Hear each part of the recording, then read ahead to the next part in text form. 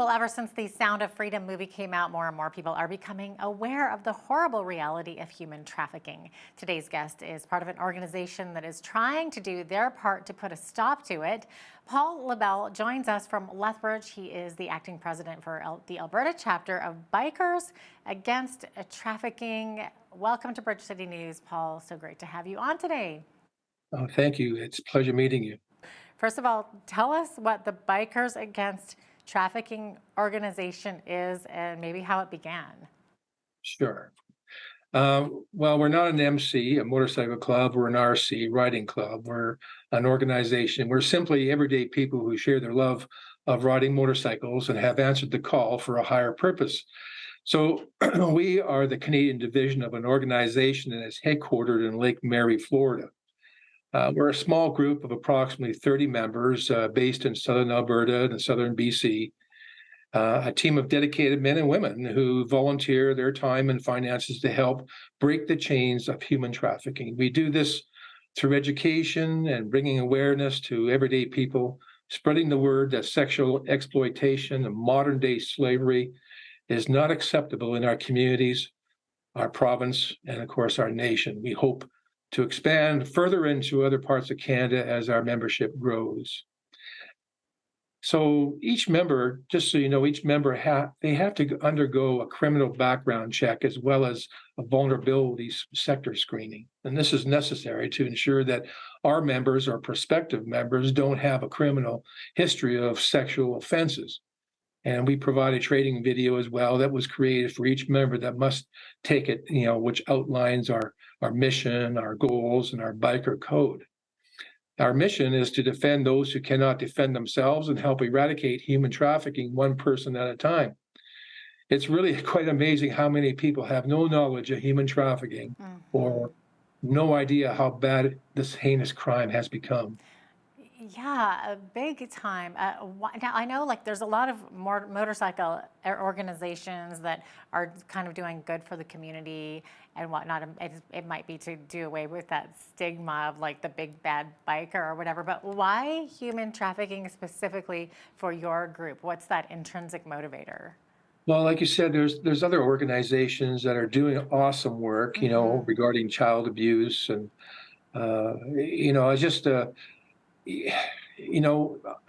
whole thing about the riding community is that, as the eyes and ears of our communities, we are in a unique position to converse with others of like mind. We can go where others do not or cannot go. We attend several events throughout southern Alberta and British Columbia, such as, classic car show and shines, motorcycle shows, charity events, toy runs, and many other events. And during these events, we're spreading the word about human trafficking in our community. And we're also on the lookout, scanning the crowds, hoping to spot traffickers and their victims. Wow. When we do. And yeah, so it's not just a joyride type of thing. But the thing is, we really do try to involve the riding community. And there's many, riders throughout Alberta and other provinces that we connect with as well. And I tell you, they're not big bad people. I always say to somebody, especially to my granddaughters, my oldest granddaughter rides with me all the time to a lot of these events. Her moniker is Shadow, me and my shadow, and so I've always told her that, when you're not around with me, whatever, and something is happening, and you see a biker, out on the street or some bikers out there, if there's no police around or whatever like that, go to them and they'll help you. Oh, that's a really good point. No, absolutely. So getting back to what your goal is, the human trafficking, how widespread is this globally? Well, that's that's almost like an iceberg. You really don't know until you get further into it, how bad it is. And so, it truly is a real global problem, and it's much worse than most people know.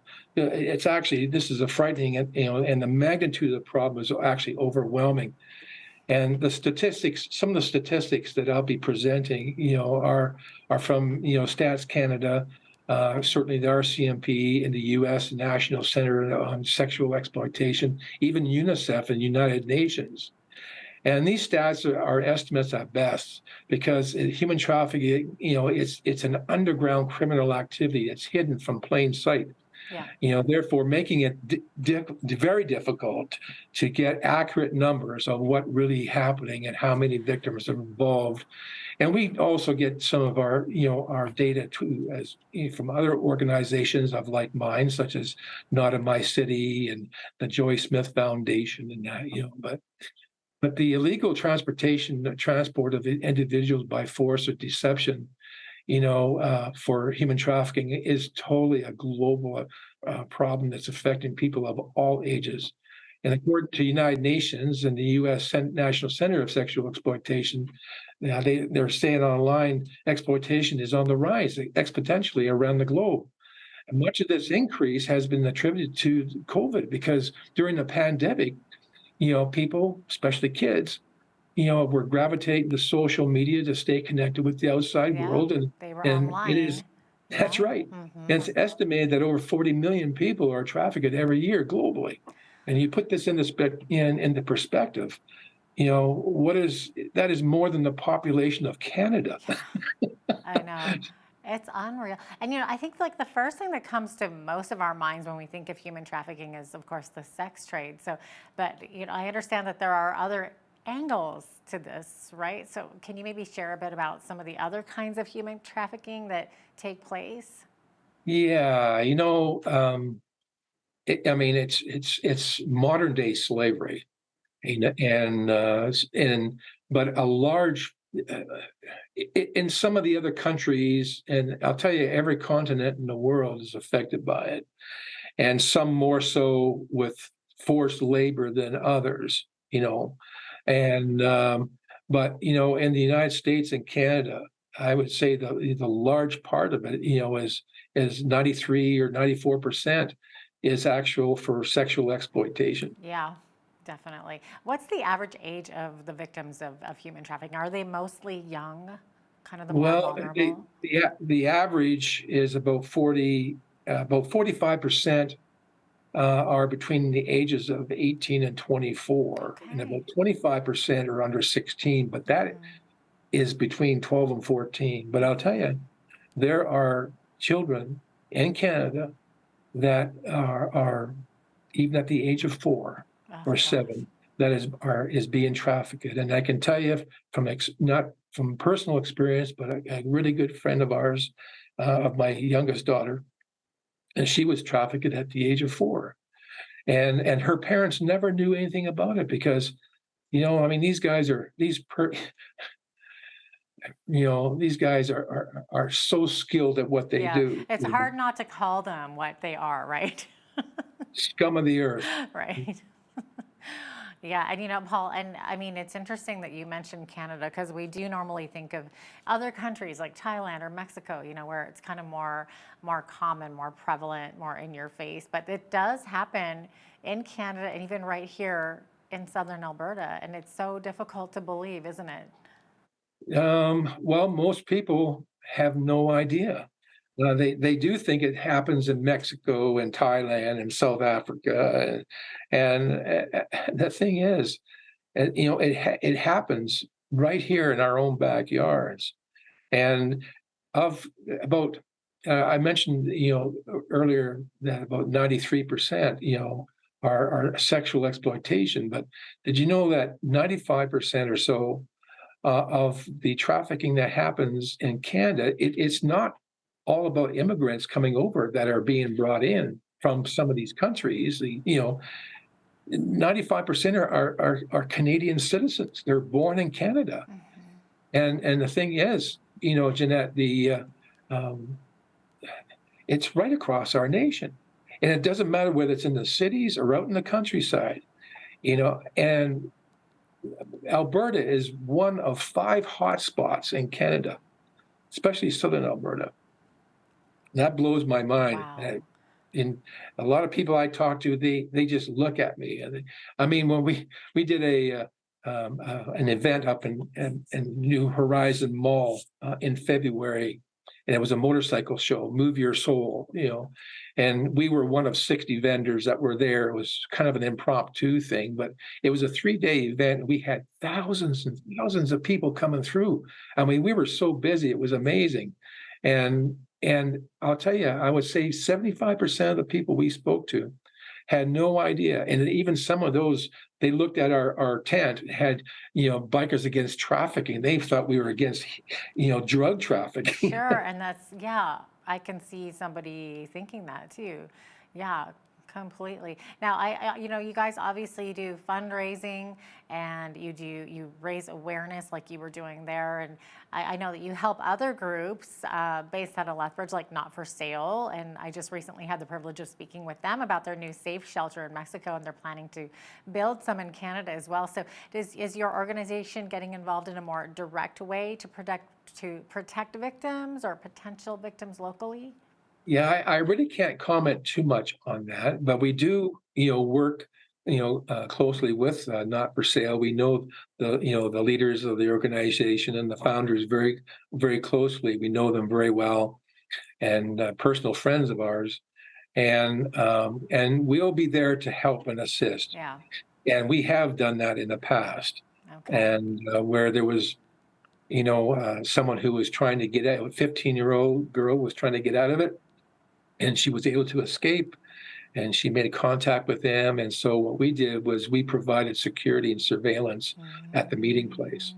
And that's about all I can tell you about that. Yeah. But, they do an awesome work, Not for Sale, as well as other organizations, such as Not in My City. I mean, Paul Brent, he brought that thing together, and he's responsible for this action coalition type of thing in Alberta, and then Joy Smith Foundation. Joy was the one who really was able to, from a high school teacher in Manitoba, was able to eventually get into the Manitoba legislature, then ended up becoming an MP in Ottawa. And she was the one who wrote the bills to have give more power, to the courts and to the authorities, right across Canada. We're running out of time here, but really quickly, I wanted to kind of get back to like the more educational piece and practical. So what are these criminals looking for in vulnerable victims? Who are they targeting? How are they luring them? What can people do to prevent it from happening to them or somebody that they know? Yeah, well, what they're looking for is, they're typically targeting, vulnerable populations. They're looking for individuals who may feel hopeless or are struggling with dependencies, and they often target people with financial instability, or those in poverty. They may have and these people may have any of the following. There's substance abuse or disorders, and homelessness. Living out in the streets, runaways because the kids weren't happy at home. Probably for some really good reasons. Unstable housing, language barriers, mental health disorders, criminal records, social misfits. Okay. So, the traffickers, they prey on a person's desperation and promising them independence or a way out. And their recruitment begins early and may involve several different members of the trafficking team. Oh, that's just terrible. So if a viewer knows of someone who might be a victim or who this might be happening to, what is like the right way to respond? Because these are really dangerous people that we're dealing with. Yeah, it's you're right. The thing is, a lot of these traffickers, they're in their mid-20s, and it's not just men. It's also women who were trafficked at a younger age, that they became so reliant and dependent on these traffickers that they're actually doing this work for them. But if you're out in public, and especially if you see, I don't know if anybody has seen the signal like this, and we should be teaching our kids and schools and that about that hand signal. If anybody spots that in an airport or in a mall or something like that, or walking down the streets, I would say take a picture with everybody's got smartphones, so take a picture of the youngster and the person that they're with, and if they're walking to the car, get a license plate number, phone 911, and report it right away. If there's any suspicion, we can contact organizations such as, there's hotlines too, that they are out there. And certainly if you want to contact us, we have our email, batalberta at gmail.com. You can contact us and we'll look into it further, and see what can be done, Yeah, that's good that you said that, because I was going to ask if people want to learn more about your organization too. What can they do? Do you guys have a website or a Facebook page or something? Yeah, there's a Facebook page that we have, which is Bikers Against Trafficking, all one word, .ca. Our .org actually is our headquarters down in Florida, and normally they have a connection there for the Canadian side, but they're going through a revamp right now, redesigning it, so it's not hooked up right now. But yeah, certainly you can reach us that way. Yeah, definitely. Well, that's some practical advice there. Thank you so much for being with us today, Paul, and for sharing more about this horrible thing that goes on, and for the work that you do as well. Thank you for that. Well, we're just a small cog, a small, I always compare it to some of our guys, our people, is that we're just a drop in an ocean. Because it's very difficult. And all we can do is bring awareness. And I mean, you mentioned at the beginning about that movie, The Sound of Freedom, and we stood outside here in Lethbridge at the movie mill. A bunch of us had stood outside after some of the ones, the different shows at different times, handing out our brochures and to people as they were coming out, and not one person rejected it.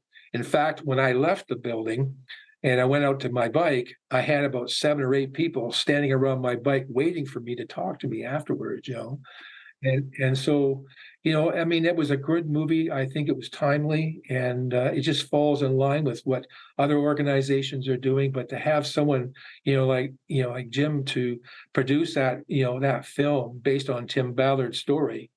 I mean, it wasn't in so much filmed about in the United States. It was in other countries, but the thing is bringing awareness. Anything we can do to bring awareness. That's how we combat this thing. Absolutely, 100%. Paul, thanks so much for being here today. Hope I could help. Absolutely. Paul Labelle is the acting president for the Bikers Against Trafficking Alberta chapter. I'm Jeanette Roche on behalf of all of us here at Bridge City News. Thanks so much for watching.